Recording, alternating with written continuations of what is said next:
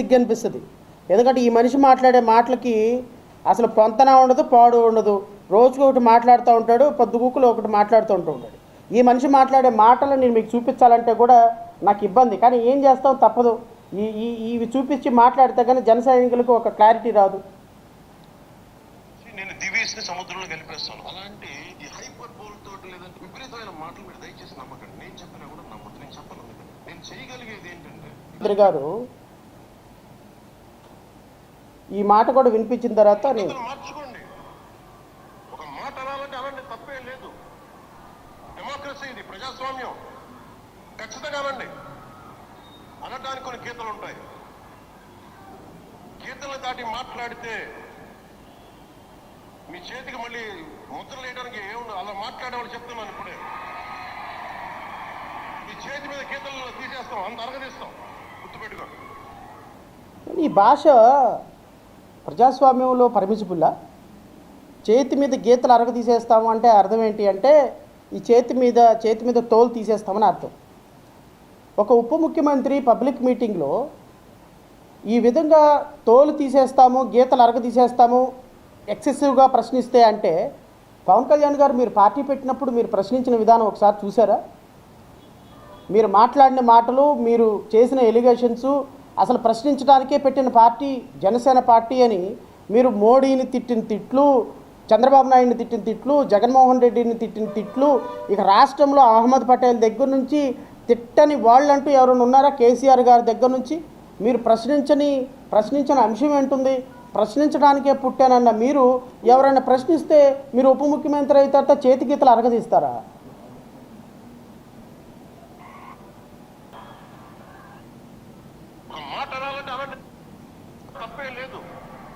ఇంకా పిఠాపురం లాంటి చోట కూడా మీరు చిన్న పిల్లల మధ్యలో కాస్ట్ ఫీలింగ్స్ పట్టుకొస్తే మిమ్మల్ని మీ అధోగతికి నేను ఏం మాట్లాడను. పిఠాపురం దాంట్లో క్యాస్ట్ ఫీలింగ్ నేను అడుగుతున్న ఉప ముఖ్యమంత్రి గారిని, ఒక్కసారి మీరు పిల్లల దగ్గరికి వెళ్ళి మాట్లాడారా? మీరు ఆ పిఠాపురం కాన్స్టిట్యున్సీకి ఎమ్మెల్యే కదా. నేను మళ్ళీ చెప్తున్నా, జబర్దస్త్ టీములను మొత్తాన్ని తీసుకొచ్చి వాడెవడో ఉంటాడు ఐపరాధిగాలో వాడు ఈ ఆడపిల్లల మీద జోకులు వేసుకుంటా, ఈ సెక్స్ రిలేటెడ్ జోకులు వేసుకుంటా చాలా వల్గర్గా ఈ పిఠాపురానికి సంబంధించిన బ్యాచ్ మొత్తం వచ్చి ఆ పావలాకి ₹10 పనికి రాని వాళ్ళందరూ వచ్చి ఈ వ్యక్తికి ప్రచారం చేసి ఈ 5 సంవత్సరాలు పిఠాపురంలో కనపడకుండా పోయారు. ఇప్పుడు పిఠాపురంలో జరుగుతున్న అక్రమాలకి ఎవడు బాధ్యత లేదు. వచ్చారు, టీం ఈవెంట్ చేసుకున్నారు, హాయ్ హాయ్ బాయ్ బాయ్, ప్రపంచం మొత్తం పిఠాపురం చూస్తే పవన్ కళ్యాణ్ గెలిపించండి అని చెప్పారు, 4 ఓట్లు వేయించారు, వెళ్ళిపోయినారు. నేను అడుగుతున్న ఉప ముఖ్యమంత్రి గారిని, మీరు ఈ మీటింగ్లో చెప్పినట్టుగా పిఠాపురంలో ఏ విధమైనటువంటి కాస్ట్ డిస్క్రిమినేషన్తో పిల్లల్ని మాట్లాడలేదని చెప్పటానికి మీరు పిల్లల దగ్గరికి వెళ్ళి ఒక్కసారి మాట్లాడారా? పిల్లల తల్లిదండ్రులతో ఒక్కసారి మాట్లాడారా? అమ్మా మీ మీద ఎవరు ఇదిగా 30 మంది పిల్లల్ని ఎవరు మాట్లాడారని ఒక్కసారి అన్నారా? అనకుండా మీరు ఎవరి మీద ఎలిగేషన్లు చేస్తున్నారు? ఒక బాధ్యతాయుతమైనటువంటి పదవిలో, ఉప ముఖ్యమంత్రి పదవిలో ఉన్నానని సోయ ఏమన్నా ఉందా మీకు? మీ తెలుగుదేశం నాయకుడు రేప్ చేసినటువంటి ఆడపిల్లని పరామర్శించారా వెళ్ళి? అసలు మీరు ఎమ్మెల్యే అయినా సోయ ఏమన్నా ఉందా మీకు? ఆ కాన్స్టిట్యున్సీ ఎమ్మెల్యే, ఉప ముఖ్యమంత్రి ఒక గ్రామాన్ని వెలేశారు 2 ప్లేట్లు పెట్టి.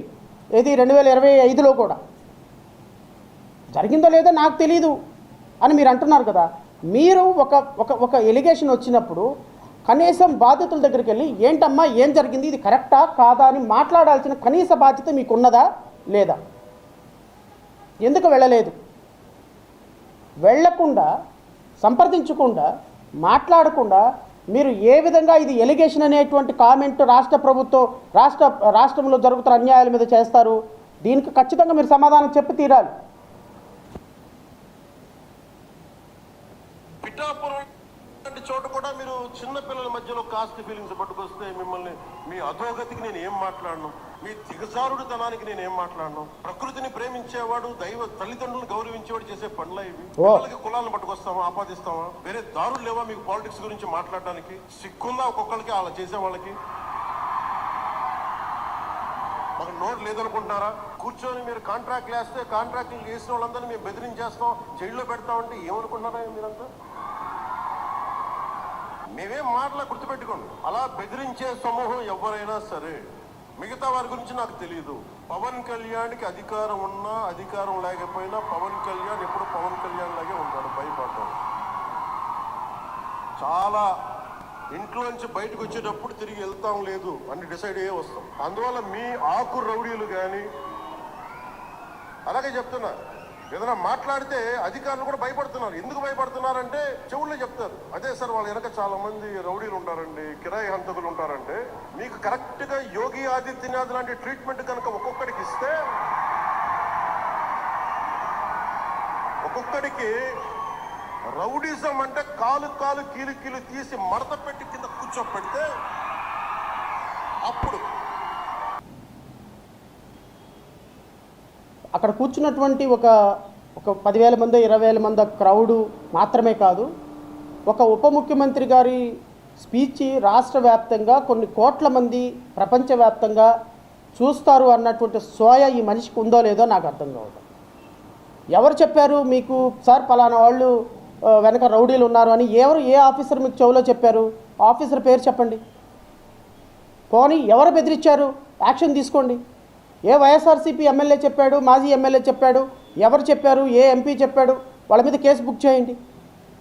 మీ చెవులో చెప్పినటువంటి ఆఫీసర్ ఎవరైతే ఉన్నారో ఆ ఆఫీసర్ని అప్రిషియేషన్ ఇస్తూ రౌడీజానికి వ్యతిరేకంగా రిపోర్ట్ చేసినటువంటి ఆఫీసర్ అప్రిషియేట్ చేయండి. రాష్ట్రంలో ఉన్న ఆఫీసర్లందరికీ కాన్ఫిడెన్స్ ఇన్స్టాల్ చేయండి. రాష్ట్రంలో ఉన్నటువంటి రౌడీలు ఎవరెవరు ఎలా ఉన్నారు వాళ్ళందరి మీద కేసులు బుక్ చేయండి, వాళ్ళందరినీ లోపలేయండి. ఏ ఒక్క పారిశ్రామికవేత్త ఈ రాష్ట్రంలో రాకుండా భయపడకుండా వాళ్ళకి ఒక కాన్ఫిడెన్స్ ఇవ్వండి. ఇదిగో రాష్ట్రంలో ఇక్కడ ప్రభుత్వం అద్భుతంగా ఉంది, లా అండ్ ఆర్డర్ని చాలా అద్భుతంగా మెయింటైన్ చేస్తుంది, ఇదిగో మీరు ఇక్కడ పెట్టుబడులు పెట్టడానికి మీకు ఏ విధమైనటువంటి ఇబ్బంది లేదు, భరోసాగా నేనున్నాను, ఇక్కడ లంచం అడిగే ఆఫీసర్ ఉండడు, లంచం అడిగే ఎమ్మెల్యే ఉండడు, లంచం షేర్ అడిగే ఎంపీ ఉండడు, ఏ విధమైనటువంటి ఉండవు. మేము మీకు భరోసా ఇస్తున్నాం. గత ప్రభుత్వం చేసింది ఈ ప్రభుత్వం చాలా అద్భుతంగా పనిచేస్తుందని ఎవరున్నారో XYZ మాట్లాడేటప్పుడు స్పష్టత, మాట్లాడే ముందు ఒక ఆలోచన ఉండాల్సినటువంటి బాధ్యత కలిగిన పదవిలో ఉన్న మీరు ఇంత చవకబారుతనంగా ఇంత చీప్గా మాట్లాడితే అసహ్యంగా ఉంది ఉప ముఖ్యమంత్రి అని చెప్పుకోవటానికి. ఎందుకు అంటే కాంట్రాక్టుల్లో షేర్ అడుగుతుంది మీ కూటమి ప్రభుత్వంలో ఎంపీలే నాయన. పవన్ కళ్యాణ్ కాస్త సోయించుకొని మాట్లాడు. మీ ఎమ్మెల్యేలే, గుంతకల్లు ఎమ్మెల్యే మీ గుంతకల్లు ఎంపీనే అడిగినాడు, నంద్యాల ఎంపీనే డబ్బులు అడిగాడు షేర్ ఇస్తేనే ఇక్కడ వర్క్ స్టార్ట్ అవుతుందని. ఇది మీ రాష్ట్రంలో ఉన్నటువంటి ఎమ్మెల్యేలు, తెలుగుదేశం బీజేపీ జనసేన కార్యకర్తల ఎమ్మెల్యేల పరిస్థితి. సాక్షాత్తు మీ పార్టీ ఎమ్మెల్యేనే అక్కడ కాంట్రాక్ట్ చేస్తుంటే 25% 20% కాంట్రాక్ట్లో డబ్బులు ఇవ్వందే పని స్టార్ట్ చేయని దుర్మార్గ వ్యవస్థ ఉంటుంది. మీరు చేత కాకుండా ఒకవేళ ఎట్లాంటి జరిగితే కూర్చోబెట్టి తన్నాల్సింది, మక్కిలు ఎరక్కొట్టాల్సింది మీ ఎమ్మెల్యేలని, మీ ఎంపీలు, మీ మంత్రులు. మీ ఎమ్మెల్యేలు మంత్రులు తీసుకున్న డబ్బుల్లో నుంచి ఎవ్రీ మంత్ 150 కోట్ల రూపాయలు తీసుకున్నా నిన్ను కూర్చోబెట్టాలి. అదంతా వదిలేసి పాము ఎందుకు కొట్టేవంటే నా పుట్టలో వేలు పెట్టింది కదా అన్నదంట. ఇక్కడ పుట్ట లేదు, పాము లేదు. నేను కొడతాను. ఎవరిని కొడతావు నువ్వు? ఎవరిని కొడతావు? ఈ 18 నెలల కాలంలో నువ్వు చేసినటువంటి ఒక మంచి పని ఏంటో చెప్పు. ఈ 18 నెలల కాలంలో మీరు తీసుకొచ్చినటువంటి ఒక అద్భుతమైన మార్పు ఏంటో చెప్పు. ఈ 18 నెలల కాలంలో నువ్వు పొగుడుకున్నట్టుగా, నిన్ను నువ్వు అద్భుతంగా మార్చుకున్నట్టుగా నువ్వు సాధించిన ప్రగతి ఏంటో రాష్ట్ర ప్రజలకు XYZ black and white release చేయి. నేను వస్తున్నా. నువ్వు ఎవరి మక్కిలు ఎరగొట్టాలో, ఎవరి ధర్మాన్ని కాపాడతావో చూస్తా. మంత్రిగా ధర్మాన్ని కాపాడతావా, సనాతన ధర్మాన్ని కాపాడతావా? నేను రాష్ట్ర ప్రజలకు కోరుతున్నాను. రమారమి 60 కోట్ల రూపాయల విలువైనటువంటి భూమి,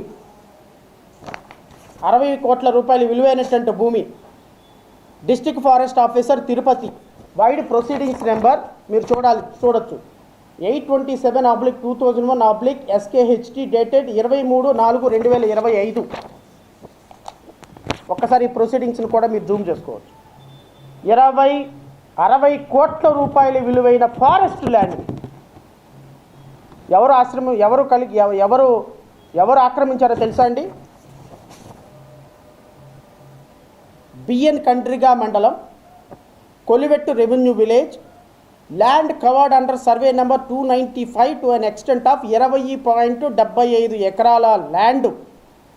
ఇది కల్కి ఆశ్రమం, రిజర్వ్ ఫారెస్ట్. కల్కి ఆశ్రమంలో 60 కోట్ల రూపాయలు విలువైనటువంటి భూమి ఆక్రమించుకొని ఆశ్రమాలు, గెస్ట్ హౌస్లు, స్లీపింగ్ హౌస్లు నిర్మించేశారు. ఇది నేషనల్ గ్రీన్ ట్రిబ్యునల్లో మేము కేసు వేసాం. ఫారెస్ట్ ల్యాండ్ ఆక్రమించుకున్నారు అని, ఫారెస్ట్ ల్యాండ్ ఆక్రమించుకున్నారని కేసు వేస్తే ఫారెస్ట్ రేంజ్ ఆఫీసర్ శ్రీకాళహస్తి, నేను అడుగుతున్న పవన్ కళ్యాణ్ గారిని, మీరు ఫారెస్ట్ మినిస్టరే కదా, 60 కోట్ల రూపాయలు విలువైనటువంటి ప్రభుత్వ భూమిని కల్కి ఆశ్రమం ఆక్రమించుకోవటం తప్పు కదా. మీరు ఎవరి కీళ్ళు ఎరగొట్టాలి అంటే వీళ్ళ కాళ్ళు ఎరగొట్టాలి. ఊరికే సొల్లు కబుర్లు, సోది కబుర్లు మీటింగ్లో చెప్పటం కాదు.